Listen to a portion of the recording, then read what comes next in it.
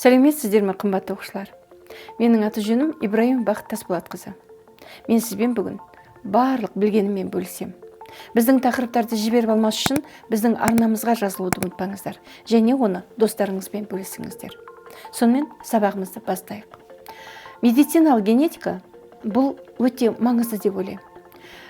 Статистикаға қарағанда жыл сайын тұқым қуалайтын аурулармен балалардың 7-8% толып жатады. Яғни бұл маңызды дегенді білдіреді. Медициналық генетика қазір өте керек деп ойлаймын. Себебі неде? Біріншіден, бізде мутагендер өте көп. Әсіресе радиация көп. Радиация, ультракүлгін сәулелері, иондаушы сәулелер, көзге көрінетін сәулелер, тіпті біз өзіміз ұстап жүрген ұялы телефондар, теледидардың электромагниттік өрісі бұл ағзаға зиян. Тіпті қарапайым мысал, біз кофеинді айтайық. Кофеинді біз ішкеннен кейін ең көп мөлшері адамда жинақталады 30-40 минуттан кейін. Ол ағзадан шығарылады 6-10 сағаттан кейін. Ғалымдар айтады, кофеиннің зияндығы ультракүлгін сәулесінен де зиян деп атайды. Сонда медициналық генетика нені қарайды? Ол тұқым қуалайтын ауруларды қарайды. Тұқым қуалайтын ауруларды біз хромосомалық аурулар дейміз. Оларға не жатады? Өзіміз білетін ол Даун ауруы. Екінші Клайнфельтер ауруы, Шерешевский Тернер ауруы, алып әйел, алып еркек аурулар, бұлардың барлықтары тұқым қуалайтын аурулар. Сонда медициналық генетика осы тұқым қуалайтын ауруларды болдырмауды және оның алдын алуды қарайды. Енді тұқым қуалайтын аурулардың ішінде біз Шерешевский Тернер мен Клайнфельтердің қалай берілуінің сызбасын қарастырайық.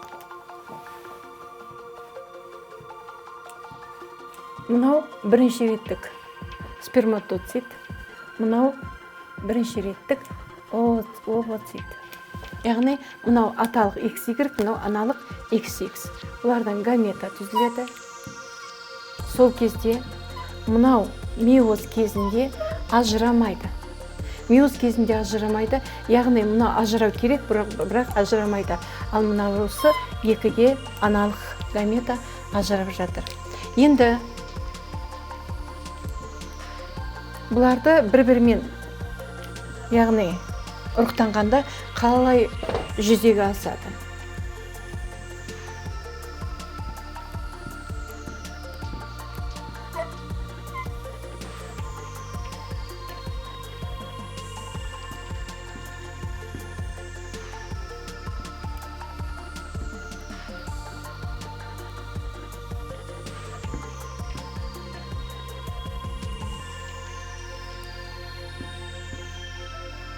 Міне, мынау Клайнфельтер ауруының хромосомасы. Яғни Клайнфельтер ауруының хромосомасында 1X артық. Бұл Клайнфельтер ауруымен тек қана ер адамдар ауырады. Бұл ауру әйел адамдарда кездеспейді. Яғни бұл аурумен тек қана ер адамдар ауырады.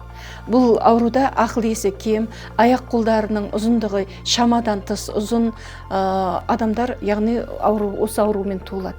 Ал мынау Шерешевский Тернер ауру.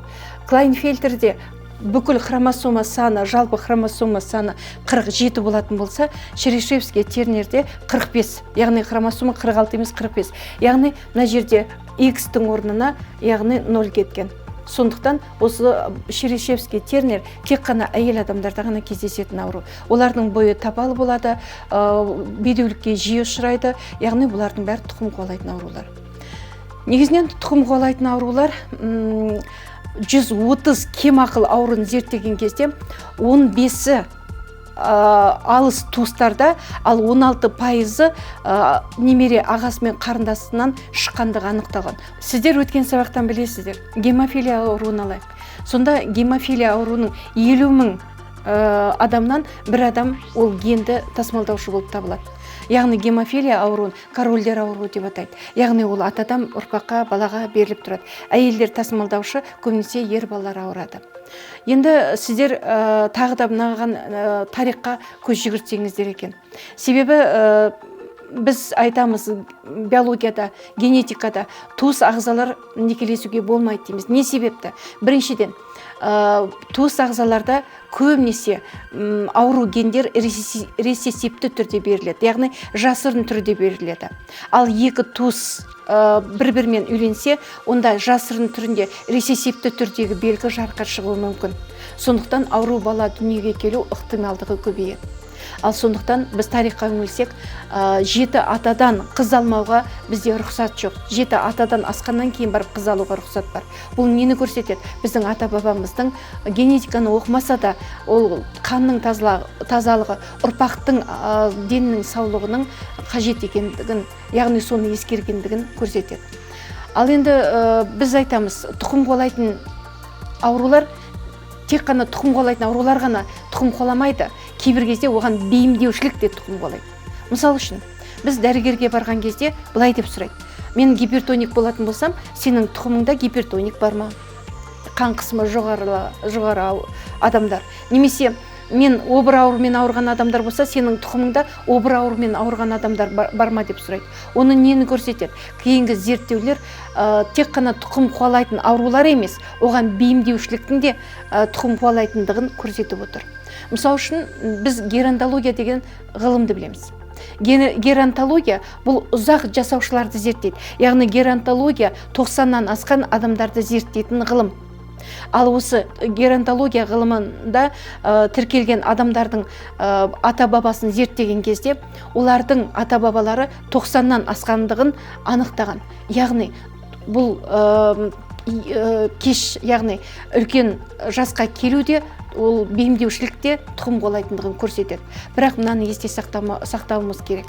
Біз адамның өмір сүру ұзақтығына тек қана генетика жағынан, яғни генетика негіз болмайды, салауатты өмір салты да негіз болады. Себебі мынау медициналық генетикада никотин, немесе алкогольді ішімдіктер, есірткіні қолданған кезде ауру балалардың патологиясы жиі кездеседі. Яғни ол анадан ауру бала туылады. Ол ғылыми жүзінде дәлелденген. Сондықтан біз өзіміздің генетикалық материалымызды ары қарай салауатты өмір салтымен біз ұзақ жасауымыз керек, салауатты өмір салтын ұстануымыз керек екенін есімізден шығармайық. Ендеше бүгінгі сабағымыз аяқталды. Қош сау болыңыздар.